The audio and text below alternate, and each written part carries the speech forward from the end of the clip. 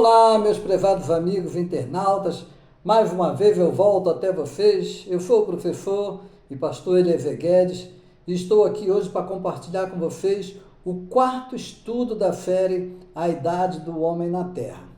No estudo de hoje, veremos que após Deus criar os seres angelicais, a próxima etapa foi a criação dos mundos dentro de um plano efetuado no tempo de Deus. Mas antes da gente começar o nosso estudo, o quarto estudo de hoje, eu peço que você se inscreva no nosso canal para que possa receber o nosso estudo, ok?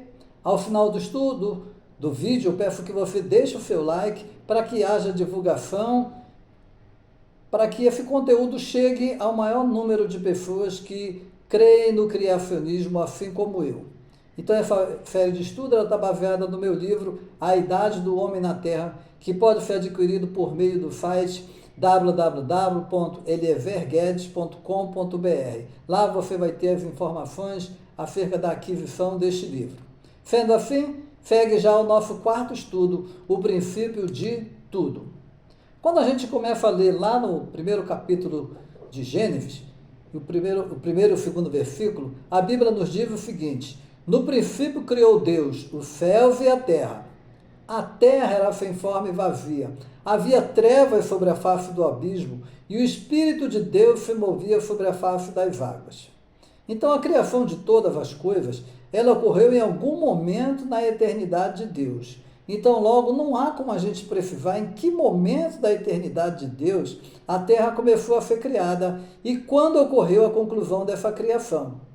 Essa dificuldade, ela ocorre porque esse tempo não se dá no tempo de Deus. Aliás, não se dá no tempo do homem, mas no tempo de Deus. E esse tempo, ele não pode ser medido, tendo em vista que o tempo de Deus não tem como ser contado.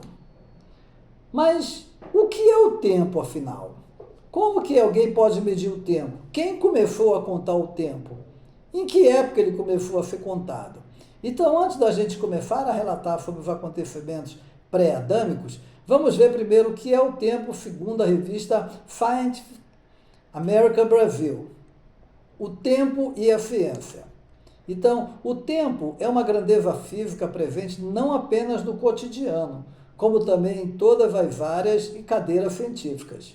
Uma definição do mesmo em âmbito científico é não apenas essencial, como também, em verdade, um requisito fundamental. Contudo, isso não significa que a ciência detenha a definição absoluta do tempo.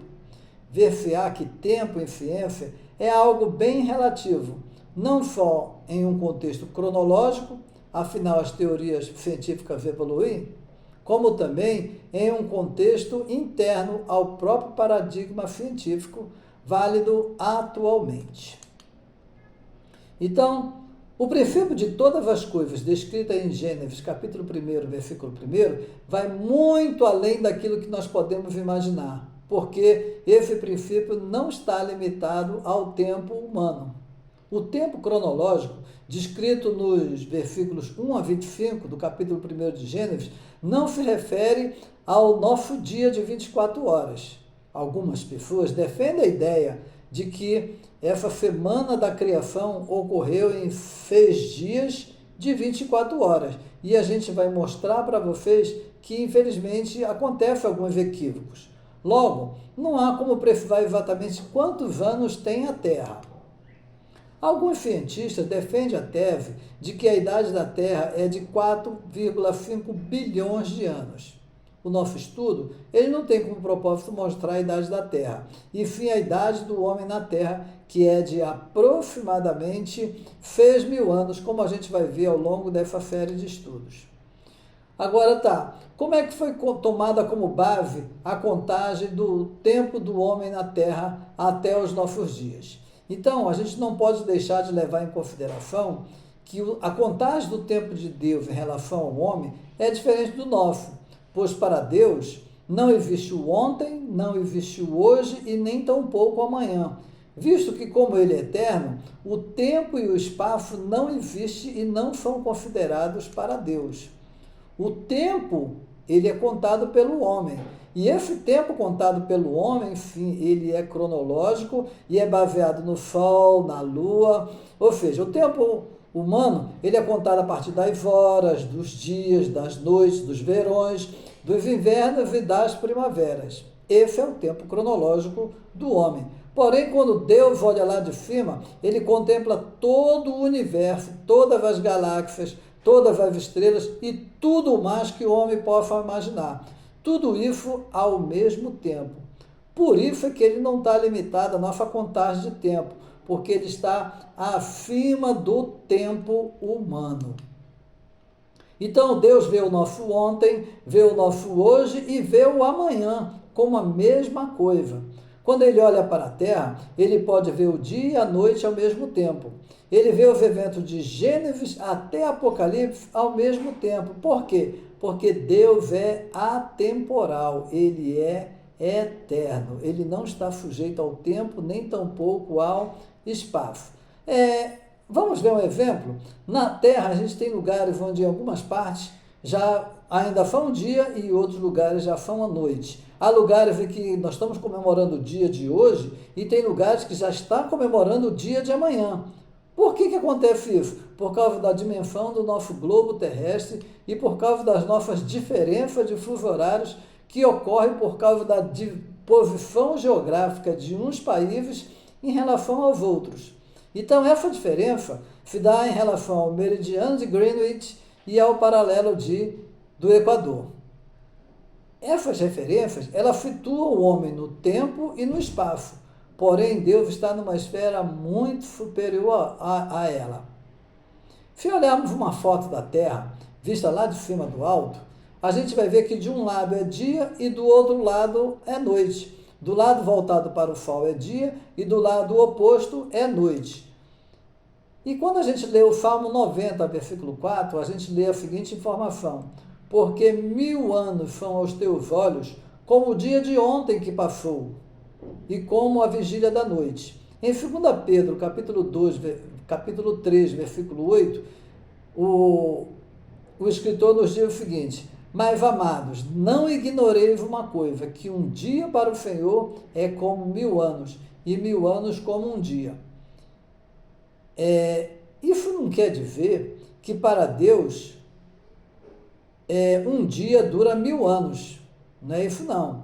E sim que nós não podemos comparar a nossa contagem cronológica com o tempo de Deus. Um dia para Deus pode ser 1000 anos, 10.000 anos, pode ser uma infinitude de tempo. Por quê? Porque Deus é atemporal. Em Gênesis capítulo 1, versículo 1, nós lemos que no princípio criou Deus os céus e a terra. Nesse princípio ao qual a Bíblia não nos relata, em que época se deu e quanto tempo se passou, nesse princípio foram criadas todas as coisas, todos os planetas, o espaço sideral, a terra e os seres angelicais. Esse processo da criação de Deus, ele foi transmitido para a humanidade por meio de uma linguagem simples e de fácil explicação. Porque Deus não se preocupou em escrever grandes tratados, nem teorias complicadas direcionadas para os cientistas, nem tampouco para os sábios entendidos, mas o fez com uma linguagem que qualquer povo, por mais simples que seja, possa entendê-la, possa aprendê-la e guardá-la no seu coração e crer em seu poder. Até uma criança pode entender esse processo criacionista porque Deus se utilizou de uma linguagem bem simples. Nós é quem complicamos e queremos que a Bíblia venha trazendo explicações lógicas e científicas. E a única pessoa que pode falar acerca da sua criação é exatamente o seu Criador. Por que é ele que tem que falar? Porque foi ele que teve a ideia, foi ele que elaborou e foi ele que executou o plano. Deus, ele é o Criador do céu e da terra e de tudo que existe. Logo, ele é a única testemunha de tudo o que aconteceu. Como o homem não participou nem viu o processo de criação, então ele não tem como refutar o Criador. Em Hebreus, capítulo 11, versículo 3, a gente vai ler o seguinte: pela fé nós entendemos que os mundos, pela palavra de Deus, foram criados, de maneira que aquilo que se vê não foi feito do que é aparente. Então, sendo assim, nós precisamos crer no processo criativo de Deus por meio da fé. E crer que a Bíblia ainda é a única fonte de registro dos acontecimentos ocorridos antes da criação do homem. Porque antes da criação do homem não tinha ninguém aqui para registrar nada. Então temos que crer exatamente no que a Bíblia diz, que foi inspirada pelo Espírito Santo aos homens e que foi a revelação de Deus ao homem dizendo como aconteceu esse processo criacionista. Então, hoje, nós tivemos a oportunidade de ver que a gente não deve interpretar, né, esse processo da criação dos 6 dias como sendo 6 dias de 24 horas, de uma forma assim, literal, como alguns creem. Porque alguém poderia ter, porque fica a seguinte pergunta: quem teria contado o tempo se quem conta o tempo é o homem, e o homem só foi criado no 6º dia? Quem contou o tempo antes da criação do homem? Então a gente vai ver que não tem como ter sido ninguém senão Deus. E ele conta o tempo de acordo com o seu modo de agir. Então, se você gostou desse estudo, eu peço que não deixe de se inscrever em nosso canal, ative o sininho, deixe o seu comentário, né, porque ele nos ajuda muito, e que Deus abençoe grandemente a sua vida.